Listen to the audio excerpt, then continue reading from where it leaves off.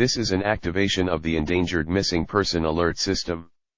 The Bannock County Sheriff is looking for a missing person who was last seen at Lone Pine Road and Gay Mine Road and is believed to be in danger. He is an 84-year-old male and was last seen wearing a blue suit jacket, tan slacks, and cowboy boots. If you have any information on the whereabouts of this missing person, please contact the Bannock County Sheriff at 208-236-7111 immediately.